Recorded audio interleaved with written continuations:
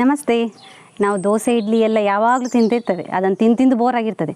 ಇವತ್ತು ನಾನು ದೋಸೆ ಇಡ್ಲಿ ಬಿಟ್ಟು ಸ್ವಲ್ಪ ಡಿಫ್ರೆಂಟ್ ಆಗಿರೋ ರೆಸಿಪಿ ಪಡ್ಡು ಮಾಡೋದು ಹೇಗೆ ಅಂತೇಳಿ ತೋರಿಸ್ಕೊಡ್ತೇನೆ. ಅದು ಮಸಾಲ ಪಡ್ಡು. ಅದಕ್ಕೆ ಇಲ್ಲೆಲ್ಲ ಗುಳಿಯಪ್ಪ ಅಂತ ಹೆಸರು ಕೂಡ ಉಂಟು. ಮಸಾಲ ಪಡ್ಡು ಸ್ವಲ್ಪ ಡಿಫ್ರೆಂಟ್, ತಿನ್ನಲಿಕ್ಕೆ ಕೂಡ ರುಚಿಯಾಗಿರ್ತದೆ, ಹಾಗೆ ಮಾಡಿ ಕೂಡ ತುಂಬ ಈಸಿ. ದೋಸೆ ಬಂದೆಲ್ಲ ಉಳಿದಿರ್ತದೆ ನೋಡಿ, ಅದರಿಂದ ಕೂಡ ಮಾಡ್ಕೊಳ್ಬೋದು. ಇದಕ್ಕಾಗಿ ಸಪ್ರೇಟಾಗಿ ಬಂದ ರೆಡಿ ಮಾಡ್ಕೊಳ್ಬೇಕಂತ ಕೂಡ ಇಲ್ಲ. ಹಾಗಾದರೆ ಇವತ್ತು ನಾವು ಮಸಾಲ ಪಡ್ಡು ಹೇಗೆ ಮಾಡೋದು ಅಂತೇಳಿ ನೋಡುವ ಅಲ್ಲ. ನಾನು Asha Udupa Kateel. Welcome back to Karavali mirror. ನೀವು ನಮ್ಮ ವಿಡಿಯೋ ನೋಡೋರು ಹೊಸೊಬ್ಬರಾಗಿದ್ದರೆ ಸಬ್ಸ್ಕ್ರೈಬ್ ಮಾಡೋದನ್ನು ಮಾತ್ರ ಮರಿಬೇಡಿ. ಹಾಗೆ ನಾವು ಮಾಡಿದ ಐಟಮ್ ನಿಮಗೆ ಇಷ್ಟ ಆದರೆ ಲೈಕ್ ಕೂಡ ಕೊಡಿ. ನೀವು ಕೊಡೋ ಲೈಕ್ ಉಂಟಲ್ಲ, ನಮಗೆ ಅದೊಂಥರ ಪ್ರೋತ್ಸಾಹ ಸಿಕ್ಕಿದಾಗೆ ಆಗ್ತದೆ. ಸ್ಟಾರ್ಟ್ ಮಾಡುವ ಬನ್ನಿ.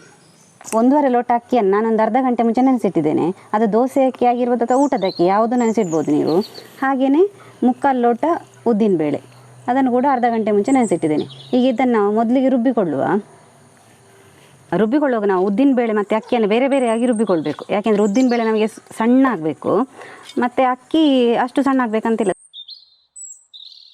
ಸ್ವಲ್ಪ ನೀರು ಹಾಕಿಕೊಳ್ಳುವ, ತುಂಬ ಬೇಡ, ಸ್ವಲ್ಪ ನೀರು ಹಾಕಿದರೆ ಸಾಕು. ಇಷ್ಟು ಹದಕ್ಕೆ ಬಂದರೆ ಸಾಕು. ಇದು ನೋಡಿ ನೈಸಾಗಿ ಅರ್ಧ ಆಯಿತು.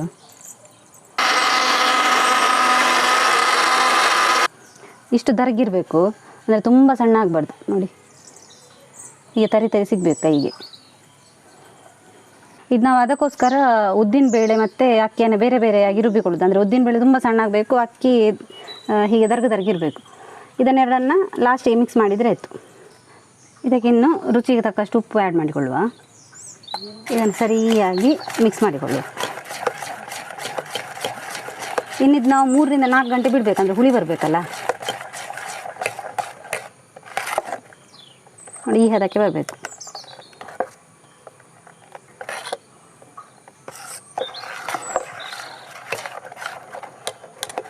ರುಬ್ಬಿಕೊಂಡ ಮಿಶ್ರಣ ನೋಡಿ 3 ರಿಂದ 4 ಗಂಟೆ ನಾನು ಇಟ್ಟಿದ್ದೇನೆ. ಅದು ಒಳ್ಳೆ ಹುಳಿ ಬಂದಿದೆ ನೋಡಿ, ಹೇಗೆ ಬಂದಿದೆ ಅಂತೇಳಿ.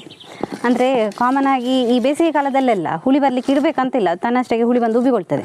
ಅದೇ ಈ ಮಳೆಗಾಲ ಮತ್ತು ಈ ಚಳಿಗಾಲ ಎಲ್ಲ ಆದಾಗ ಸ್ವಲ್ಪ ಹುಳಿ ಬರಲಿಕ್ಕೆ ನಾವು ಟೈಮ್ ಬಿಡಬೇಕು. ಹಾಗೆಯೇ ಈ ಮಸಾಲ ಪಡ್ಡಿಗೆ 1 ಕ್ಯಾರೆಟನ್ನು ತುರಿದಿಟ್ಟುಕೊಂಡಿದ್ದೇನೆ, ಅದನ್ನು ಇಷ್ಟ ಆಗಿದೆ.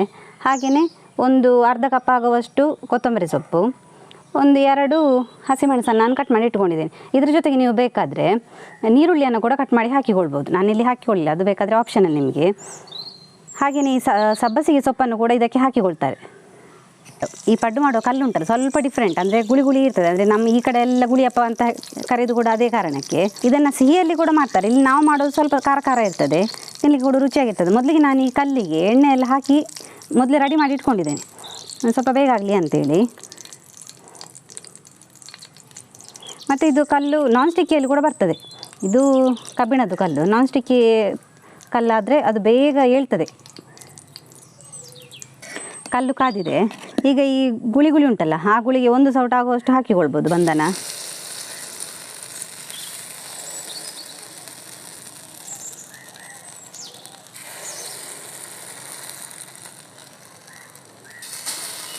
ಇದು ಕ್ಯಾರೆಟ್ ಎಲ್ಲ ಹೀಗೆ ಮೇಲೆ ಸ್ವಲ್ಪ ಡೆಕೋರೇಷನ್ಗೆ ಹಾಕಿದರೆ ಒಳ್ಳೆಯದಾಗ್ತದೆ. ಇದು ನೀವು ಬೇಕಾದರೆ ಬಂದಕ್ಕೆ ಕೂಡ ಮಿಕ್ಸ್ ಮಾಡಿಕೊಳ್ಬೋದು. ನಾನೀಗ ಮೇಲೆ ಉದುರಿಸ್ಕೊಳ್ತೇನೆ ನೋಡಿ, ಕೂಡ ಕಲರ್ಫುಲ್ಲಾಗಿರ್ತದೆ.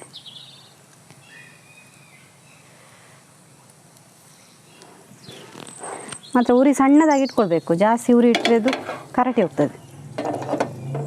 ಒಂದು 2 ರಿಂದ 3 ನಿಮಿಷ ಬೇಯಲಿ. ಅದು ಮತ್ತೆ ಉಲ್ಟ ಹಾಕಲಿಕ್ಕೆ ಉಂಟು ನೋಡಿ. ಹೀಗೆ ಅರ್ಧ ಬೆಂದದ ನಂತರ ಸ್ವಲ್ಪ ಎಣ್ಣೆ ಮೇಲೆ ಹಾಕಿಕೊಳ್ಬೋದು. ಕಲರ್ ನೋಡಿ ಹೇಗೆ ಬಂದಿದೆ, ಕೇಸರಿ ಹಸಿರು ಕಲರೆಲ್ಲ ಒಳ್ಳೆ ಬಂದಿದೆ.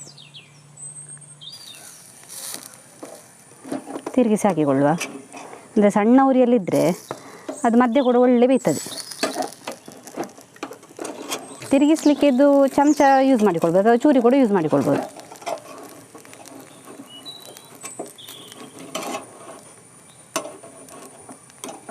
ಅಂದರೆ ಅದು ಮೇಲ್ಗಡೆ ಬೇಯಲಿಲ್ಲ ಅಂತ ಹೇಳಿ ಅನ್ಕೋಬೇಡಿ, ಯಾಕಂದರೆ ಅದು ಅಡಿ ಬೆಂದ ನಂತರ ಮೇಲ್ಗಡೆ ಹೀಗೆ ಬೇಯ್ತದೆ.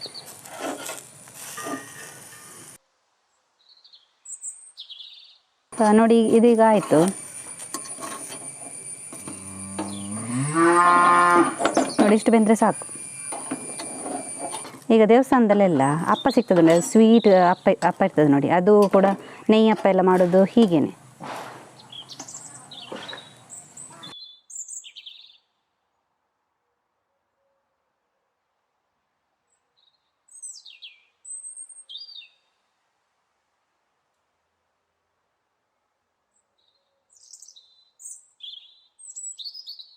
ಬಿಸಿ ಬಿಸಿ ಮಸಾಲ ಪಡ್ಡು ರೆಡಿಯಾಗಿದೆ.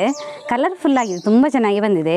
ನೀವು ಕೂಡ ಇದನ್ನು ಮನೆಯಲ್ಲಿ ಟ್ರೈ ಮಾಡಿ. ಹಾಗೆ ಹೇಗೆ ಬಂದಿದೆ ಅಂತೇಳಿ ಕಮೆಂಟ್ ಮುಖಾಂತರ ನಮಗೆ ತಿಳಿಸಿ. ನಮ್ಮ ಚಾನಲ್ನ ಸಬ್ಸ್ಕ್ರೈಬ್ ಆಗಿ ಸಪೋರ್ಟ್ ಮಾಡ್ತಾ ಇರಿ. ಹಾಗೆ ಈ ವಿಡಿಯೋಸ್ನ ಹೆಚ್ಚೆಚ್ಚು ನಿಮ್ಮ ಫ್ರೆಂಡ್ಸ್ ಮತ್ತು ರಿಲೇಟಿವ್ಸ್ ಜೊತೆಗೆ ಶೇರ್ ಮಾಡಿ. Thank you.